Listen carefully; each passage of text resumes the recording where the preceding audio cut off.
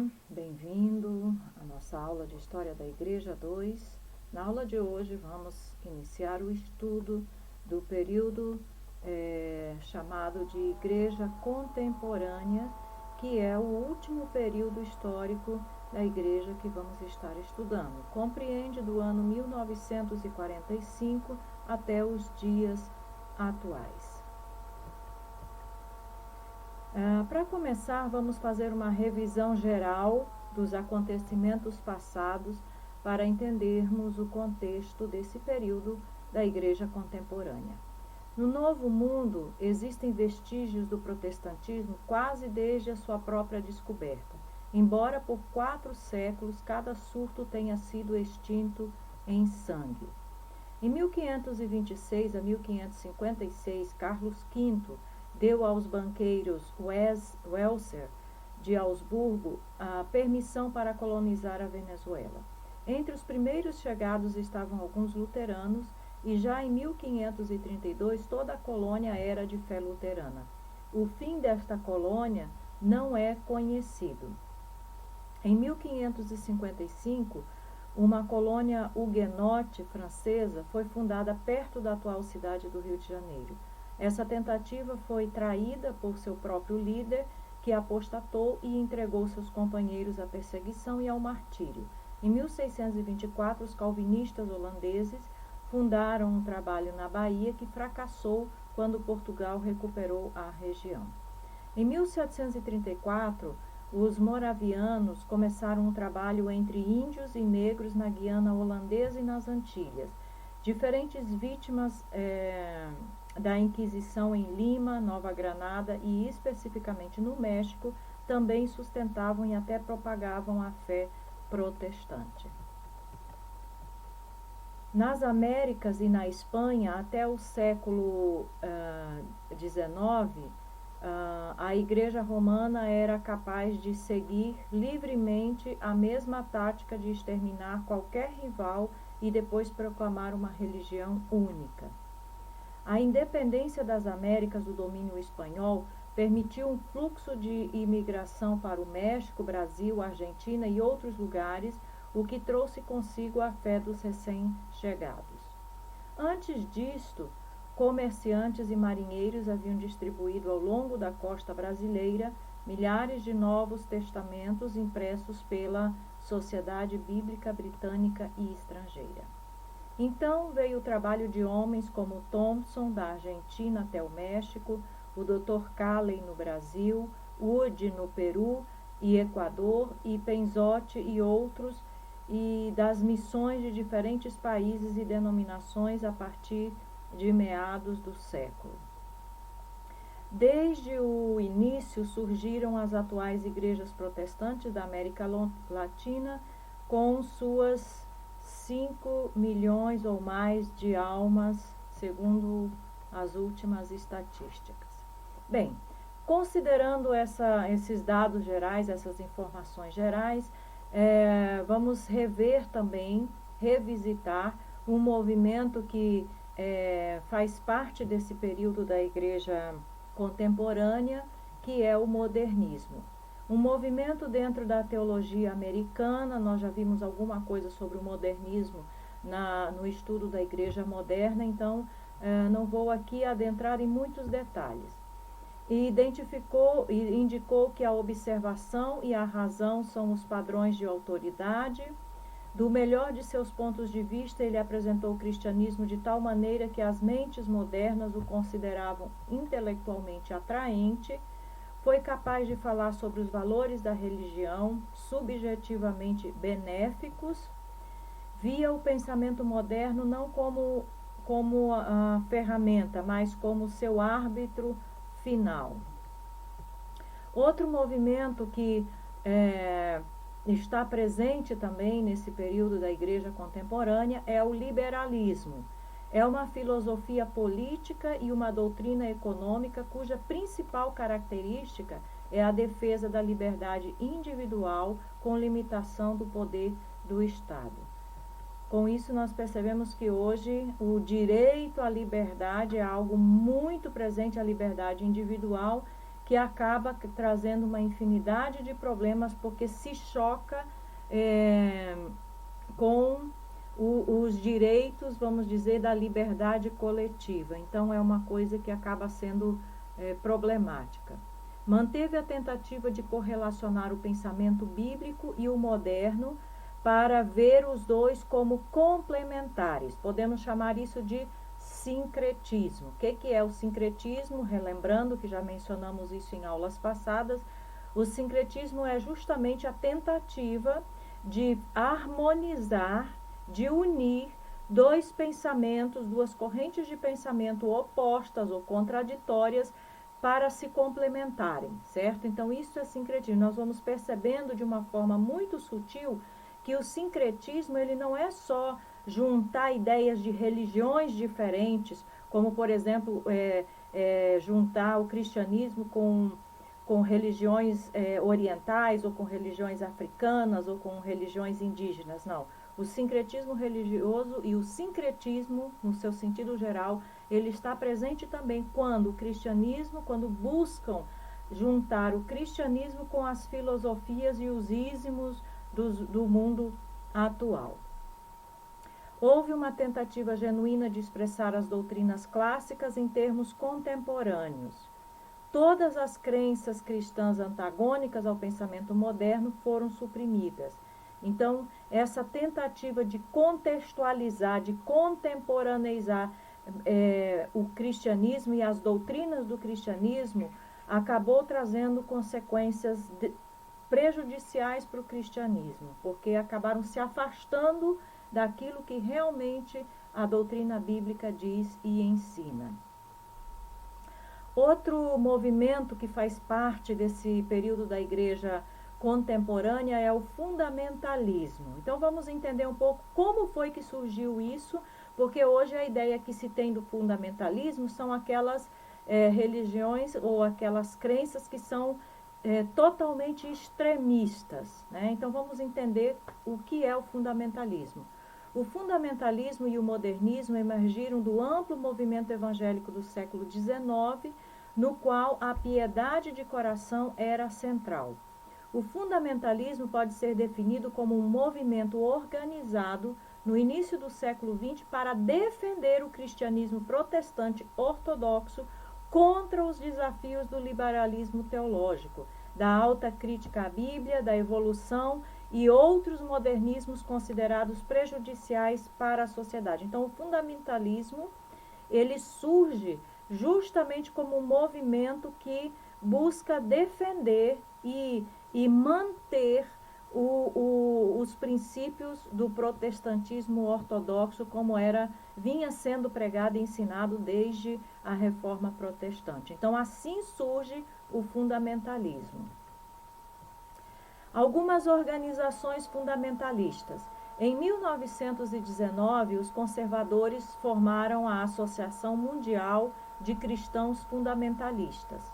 Em 1920, os conservadores da Convenção Batista do Norte, nos Estados Unidos, organizaram a Irmandade Fundamentalista para combater o liberalismo em expansão. 3 anos depois, a União Bíblica Batista foi formada para reunir batistas fundamentais ou fundamentalistas de várias denominações diferentes. Em 1932, os batistas fundamentalistas do Norte formaram a Associação Geral de Batistas Regulares. E durante os debates entre os fundamentalistas e os modernistas, os protestantes perderam a síntese que mantiveram durante o século XIX entre o evangelismo pessoal e o profundo interesse dos indivíduos na sociedade.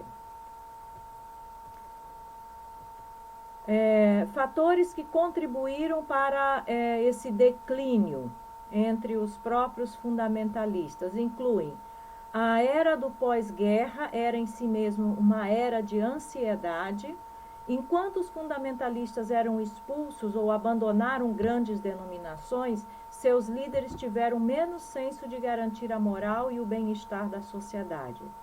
Embora os protestantes do século XIX tivessem sido pós-milenistas, em 1920, os fundamentalistas eram pré-milenistas. Os fundamentalistas eram separatistas em relação à sociedade, enfatizando a separação entre igreja e Estado, ou seja, defendiam que a igreja tinha que cuidar dos seus assuntos sem se envolver com assuntos do Estado e o Estado tinha que cuidar dos seus assuntos sem se envolver com os assuntos da igreja. Durante a controvérsia fundamentalista modernista, o evangelho social passou a estar vinculado ao modernismo. Logicamente, o fundamentalismo não precisava de uma filosofia social específica, mas passou a estar ligado na mente das pessoas com interesses comerciais. Na década de 1940, havia dois campos diferentes dentro do fundamentalismo. Um mais aberto à crítica literária e histórica da Bíblia e a outras questões, como a evolução, do que o outro. O grupo mais aberto se apropriou do termo evangélico. Os conservadores permaneceram separatistas, formando o Conselho Americano de Igrejas, em 1941, como alternativa ao Conselho Mundial de Igrejas, enquanto que os mais liberais formaram a Associação Nacional de Evangélicos em 1942. Vamos conhecer daqui a pouco, quem eram esses evangélicos, né? Esse termo surge nessa década de 40 e distinguia exatamente os que eram fundamentalistas dos que não eram fundamentalistas. Quem eram, então, os evangélicos? Os evangélicos podem ser definidos por sua insistência nos princípios da Reforma Protestante. Quais eram esses princípios? Em linhas gerais, sola fide, que significava somente a fé. Os evangélicos enfatizavam a necessidade da regeneração espiritual para uma nova vida. A fé é o meio da salvação mesma, que vem de e somente através de Cristo. Não são as obras nem o consentimento intelectual, mas a fé é o centro da salvação. Outro princípio defendido é sola escritura. Deus é conhecido principalmente por meio da sua palavra escrita, embora razão, tradição e experiência sejam fatores formativos, nada disso é a base para entender Deus e fazer teologia como a Bíblia. Ela não contém erros em seus ensinamentos para os cristãos sobre como se comportar e em que acreditar. Outro princípio defendido pelos evangélicos é o sacerdócio de todos os crentes.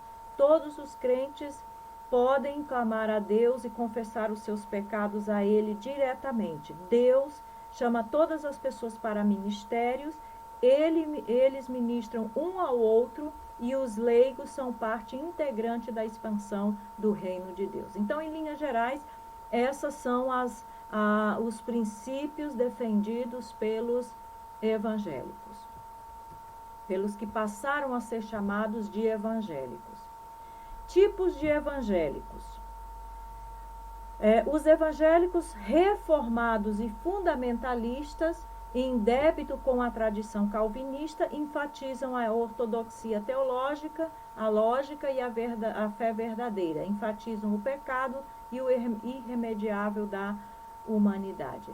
Então, o primeiro grupo de evangélicos conhecidos, chamado de evangélicos, são aqueles que são reformados e são fundamentalistas, e são de linha mais calvinista.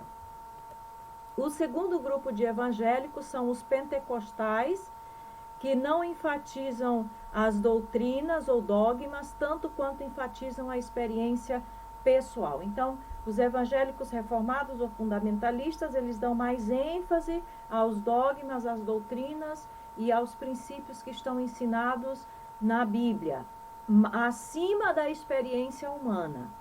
Os evangélicos pentecostais dão mais importância, mais ênfase à experiência pessoal do que aquilo que a Bíblia propriamente dita ou diz. em suas doutrinas. O terceiro grupo de evangélicos são os evangélicos e os evangelistas batistas, como são chamados, que enfatizam meios pragmáticos de evangelismo. Calvinismo, são conhecidos também como calvinismo modificado, genérico e moralista. Enfatizam o individualismo e a separação da igreja e do Estado. Então, em linhas gerais, esses são os três tipos de evangélicos que nós podemos encontrar hoje em dia. Quanto à teologia cristã do século XX, a primeira delas que nós temos que conhecer é a neo-ortodoxia. O que é a neo-ortodoxia? A neo-ortodoxia foi um movimento entre teólogos cristãos em vários países que reagiram ao liberalismo religioso nos séculos 19 e 20. Então, se havia a ortodoxia que estabelecia os parâmetros para a teologia cristã, né, reformada, a neo-ortodoxia buscava agora restabelecer isso como uma forma de reagir contra o liberalismo que estava presente e que estava tomando conta da igreja cristã destes últimos séculos. Ao contrário do antigo otimismo sobre a natureza humana e a fé no progresso da civilização, os teólogos neo-ortodoxos enfatizaram o pecado e o distanciamento que separavam radicalmente Deus dos homens. Então, na ortodoxia e no modernismo, no humanismo, a fé, o modernismo principalmente, ele gerou uma expectativa muito grande de bem-estar, de realização no progresso, no avanço das civilizações, etc, etc. E, lamentavelmente, o passar dos séculos e dos anos trouxe uma frustração, uma decepção com relação a isso, né? Então, os neo-ortodoxos voltam novamente a enfatizar a questão do pecado e do distanciamento entre Deus e o homem, ao contrário do que o modernismo pregava, de que o homem era bom sim, e ele podia se aproximar de Deus por si mesmo. A neo-ortodoxia baseia as crenças cristãs em mais do que experiências e valores. Se o Deus do liberalismo do século XIX era imanente, o Deus da neo-ortodoxia era completamente outro. O liberalismo enfatizou a experiência e os sentimentos religiosos, bem como a racionalidade. A neo-ortodoxia enfatizou a revelação divina e a Bíblia como a palavra de Deus. Então, observem como existe um contraste entre o que o liberalismo e o que as igrejas mais liberais, os cristãos mais liberais, defendiam e o que a neo-ortodoxia buscava defender. Se o liberalismo apontou o valor ético subjetivo dos ensinamentos de Jesus, a neo-ortodoxia apontou o impacto objetivo da sua vida, morte e ressurreição na salvação dos seres humanos. Então, enquanto o liberalismo tinha um valor subjetivo, a neo-ortodoxia busca apontar o impacto objetivo da obra de Jesus na salvação dos seres humanos. Muito bem, então vamos concluir nossa aula aqui e na próxima aula nós continuamos tratando sobre a teologia cristã do século XX. Que o Senhor te abençoe e até o nosso próximo encontro.